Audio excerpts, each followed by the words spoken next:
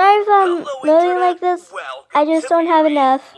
Destroying your favorite show's perfect endings one by one. And today is gonna be no exception. Partly because Gravity Falls is a show that I never want to end, but mostly because when you look at how this show actually ended, the evidence points to there being much more to this story than we saw play out on screen. Now, the show's final trilogy of episodes, at first glance, does pretty much everything that a great series finale is supposed to. Family grudges are forgiven, loved ones are saved, and evil is finally defeated. But rewatching the finale, there was one thing that just didn't quite sit right with me. In the finale, Bill Cipher, evil Dorito of Gravity Falls, travels to our world to create the apocalypse he calls Weird-Mageddon. However, once here on Earth, he realizes that he's trapped in Gravity Falls due to the town's natural law of weirdness magnetism. In order to escape and spread his reign of weirdness to the rest of the world, Bill has to get inside the mind of one man, Ford Pines, resident genius, paranormal investigator, and great uncle to our heroes Dipper and Mabel. However, this requires that Bill make a deal with Ford by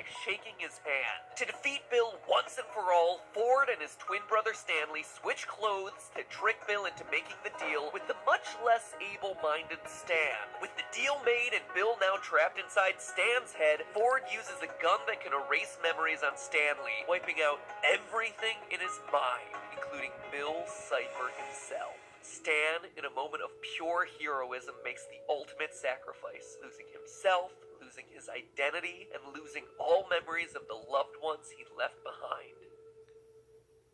For about 3 minutes. Yeah, it's not all that much of a sacrifice as it turns out, as Stan's memories come back in less time than it takes to mix up a blender full of Mabel juice. So what's going on here? Well, thankfully, journal number 3 gives us a little more context on how all this happened. Quote, it turns out that the memory rays effects can be undone through exposure to important images and people from your past. The reason Stan recovered so much faster is that we began recovery while the erasure was still fresh, less than an hour after contact. End quote. But at this point, you've probably figured out where I'm going with all this. If all of Grunkle Stan's memories weren't permanently wiped out, would that also mean that Bill Cipher wasn't permanently wiped out? It's a question that fans have been asking for the past 2 years. Is Bill Cipher, the main antagonist of Gravity Falls, really dead? And I am here today to tell you no. Bill Cipher is alive and well and living in Paris with Jacques Brel. Sorry, never mind that last bit. It's a really obscure musical theater reference that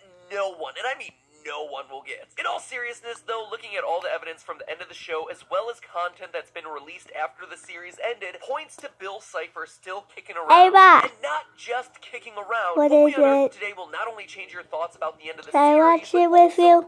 This is a reaction. About one of your favorite characters. Please. Intrigued? Excellent. Grappling hook away! First, we can absolutely prove that Bill isn't dead. During the finale, when Bill was trapped inside Stan's mind, Bill decides to make these strange noises.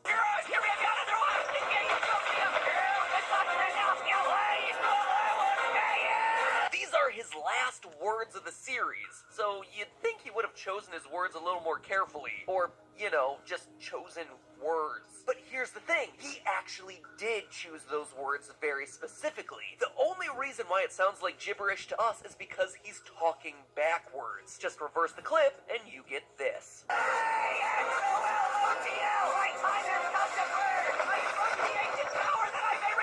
Invoke the ancient power that I may return. Okay, that makes it pretty clear that he ain't planning on leaving this mortal coil anytime soon, but what's all this about an axolotl? Well, it turns out that the answer is given to us in a book titled Dipper and Mabel and the Curse of the Time Pirate's Treasure. Now, this book was confirmed to be non-canon, except Alex Hirsch, the creator of the show, tweeted that it does contain one enormous canon secret. So in the book, Dipper and Mabel end up face-to-face with this all-powerful cosmic axolotl, and are each granted one question. Dipper asks the very responsible and very logical question of, what do you know about Bill Cipher? To which the axolotl replies, quote, 60 degrees that come in threes, watches from within birch trees, saw his own dimension burn, misses home, and can't return. Says he's happy, he's a liar, blamed the arson for the fire. If he wants to shirk the blame, he'll have to invoke my name. One way to absolve his crime, a different form, a different time. End quote. Gotta love those classic rhyming couplets. Now, look at those last few lines. Invoke my name to absolve the crimes as a different form in a different time. Yeah, this is pretty obvious why Bill was chanting in reverse right before he was literally brainwashed away, and presumably the axolotl granted his wish, preserving him in a different form and a different time. That's a pretty strong case for Bill still being alive, but if that's truly the case, then that begs the question of what new form could he possibly be in? Well, why not the form that he was...